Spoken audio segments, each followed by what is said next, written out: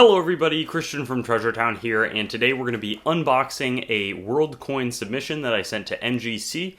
Most of these coins inside are mine, a few that I'm doing on consignment, and there's one really interesting coin that I'm excited to get back because I think it just could be a top pop coin and a pretty rare one at that. And the other thing is that check out the sponsorship ahead of me. I'm going to be selling some of these coins both tomorrow and next Wednesday with $1 starting bids at a Whatnot auction. But anyways, let's get into this video, crack open this box of coins, and see how we do. This video is sponsored by Whatnot, the fastest growing live stream shopping and auctions app for your collectibles, including coins and paper money. I'll be selling a ton of coins, errors, varieties, world coin grab bags, paper currency, and precious metals over the next two Wednesday nights, May 25th and June 1st, and hope to see you there. I have a link in the description that'll give you a free $10 to spend on the app. We'll also be giving away about $500 of Morgan dollars and silver each of those two nights, so be sure to hang out and remember to go through that link. I really like how you can see the coins up close, their condition, and then have a nice, easy payment process through the app. So I'll see you there, and let's get into the video. And now it's time to get this package open, so excited for these 8 coins. And I got this box a little more carefully open with this little cutter because they sort of package it up so the coins are literally right inside. And there was sort of a dent in the package, but it doesn't seem to have made its way through to the coins. But let's just sort of start out over here with this 1744, I think 15 Kreuzer from either Hungary or I forget exactly what, but I really liked how, the coin, and I'm going to zoom in a little bit, do a guess the grade here. I thought that this was sort of in the AU range, was like in either Austrian or Austro-Hungarian, but I really liked the image depicted on the back of the coin as well. So I probably would put this at like AU 53, and let's see what this coin comes back as.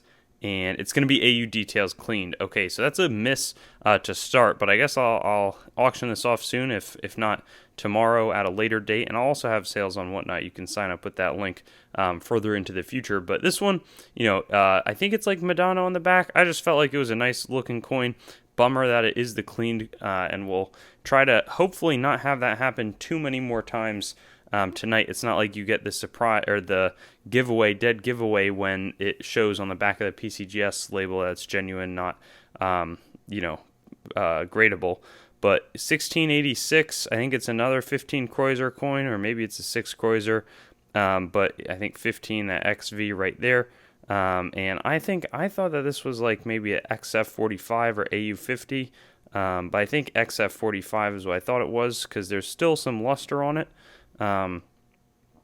Let's see, and I forget exactly who it is, but I think it's a pretty similar denomination to the one on our right, so probably Hungary, and it's going to be VF35, so not quite what I was hoping for, but my hope sort of also with this is that these coins, maybe I spent like, I think $20, $24 a coin, maybe all in after shipping, or I think $26 a coin, and so hopefully on some of the later ones, I'll be able to recoup that. I think it'll make it easier to sell, more marketable that these are in the NGC holders. Took a while to get them back.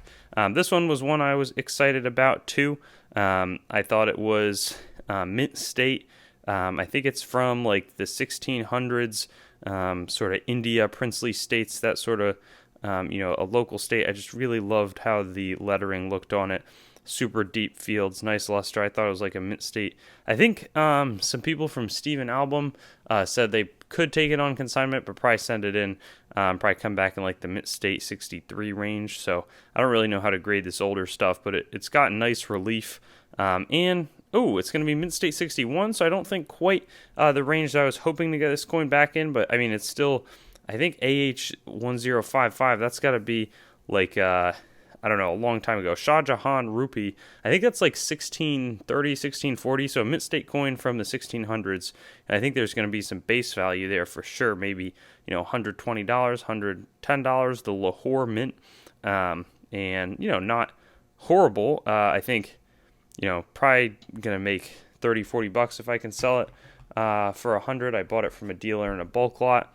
And then I also had this one, which maybe, I forget exactly the dates. I think this could have been in a similar sort of rupee, 11 gram silver coin, but really nice, maybe in the low mint state, 61, 62 as well. And it's going to be AU58. Interesting. Ahmad Shah. So if this one was from like, call it 1650, this is probably from like late 1700s from the Durrani Mint, Ahmad Shah, again, from Afghanistan, but also not bad. I mean, nice high-grade coin, AU58, really good sort of visual appearance to it, and a pretty cheap certification on a coin that otherwise, I just think it's nice if somebody doesn't like the certification, at least it's telling them it's authentic and a good-looking coin, and they can crack it out if they're not a big fan of collecting it. After that, this is the coin I was most excited about. I thought, so a little history on it, I took it, I think, to a few auction houses. They said they could do it, probably like $150 coin. I felt like it was a little bit better than that. They thought it was like a VF35, maybe XF40. I said, I want to grade this myself because I just thought it maybe XF45. It's got some nice toning in the corner. It looks really, really clean and nice. And it is a little bit of a better date. I think the XF on NGC's price guide, they were saying was like $1,000. So I was like, I think this is a pretty good shot at coming back XF. And if I could get 40 or 50% of that, it'd still be well above the auction estimates, and I can still send it to an auction house if that would make sense to do. But 1732 coin, George II, XF45 is my prediction. AU55, wow. That could be seriously valuable. That could be a really, really expensive coin. Wow.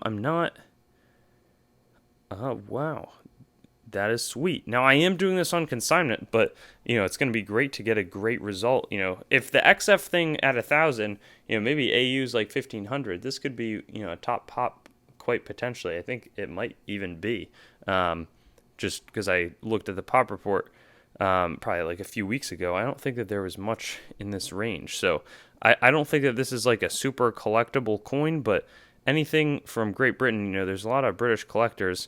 And to have the nicest known at NGC at least, that's a good coin. I think that makes this whole unboxing and grading process worth it, even if, the first few came in sort of... A lot of these have been a little lower than I was hoping for. I think this might be Sigismund III, like some 1620s Polish coinage. I had a few Lithuanian Polish coins. I have 3 more in today's unboxing.